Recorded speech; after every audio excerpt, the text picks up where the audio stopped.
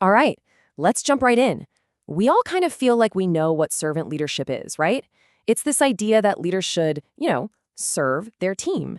But what if the version that most of us see every day in the corporate world isn't the real deal?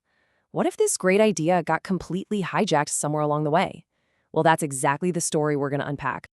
The legendary Peter Drucker really nailed it with this one. When things are changing, you can't just stick with the old ways of thinking. And that's the perfect way to frame this, because it might be time we seriously question the logic we've all been sold when it comes to leadership.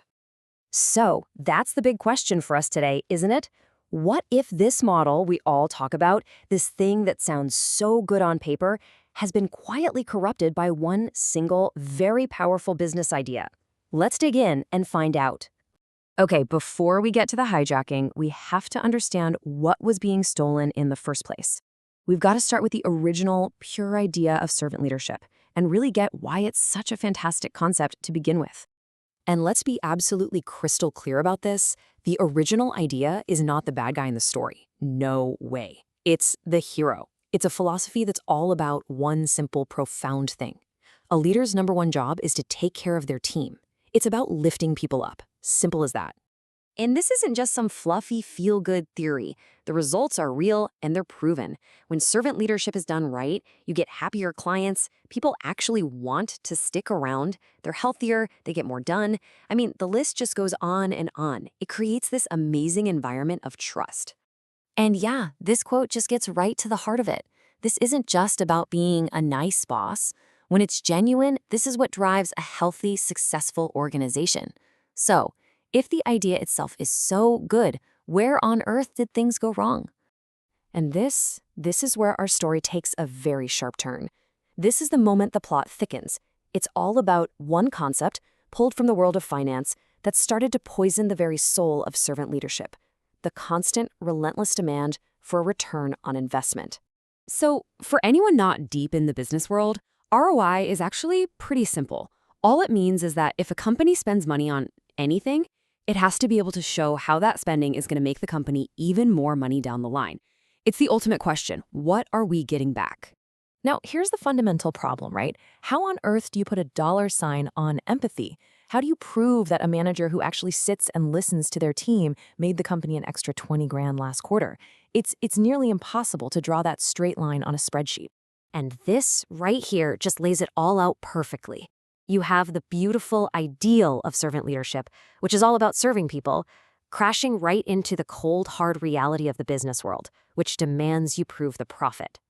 And just like that, the focus shifts from love and empathy to numbers and spreadsheets. So what happens when you put that kind of pressure on a philosophy? Well, the philosophy becomes a product. Servant leadership stopped being a way of being, and it got repackaged into a set of corporate programs that you could sell, all with the promise of a nice, clean ROI.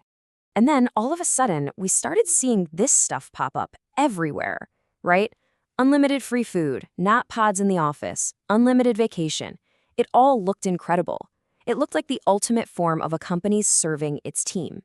But there was a catch. And here it is, the big twist. Those things weren't just generous gifts. They were calculated investments. Every single perk, every cool program was designed with an expected ROI in mind. Keep employees happy, keep them creative, and keep them in the office longer so they'd be more productive. This quote perfectly captures that new logic. It became a transaction, a simple if-then statement. If I give you these cool perks, then you will work harder and serve the company's bottom line. The selfless part of service just vanished. Suddenly, there were strings attached. And that brings us right to the heart of the problem. When the tool you're using for measurement, in this case ROI, becomes the main goal itself, you totally lose the original purpose. The whole why behind what you're doing just gets lost. I mean, just think about this. It's wild. The more money companies threw at these so-called servant leadership programs, the more they obsessed over the financial return. The actual goal, genuinely serving the team, got completely pushed aside. The very thing designed to prove its value ended up destroying it. And hey, this isn't just some abstract theory. People are really feeling this out in the real world. This comment from Mark Wiggins on LinkedIn just hits the nail on the head. That beautiful idea of service has gotten lost in this whole culture of just trying to get ahead and win at all costs. Which brings us right back to that ultimate provocative question. What if the tool we're using to measure success is actually the source of the failure? What if, in our endless attempt to justify the cost of good leadership, we've accidentally destroyed the very thing we were trying to build? So, I'll just leave you with this final thought. When you look at the leadership programs and the fancy perks in your own world, just ask yourself, is the real focus here on the financial return? Or is it on what truly matters, the heart of actually serving other people? It's a question really worth thinking about.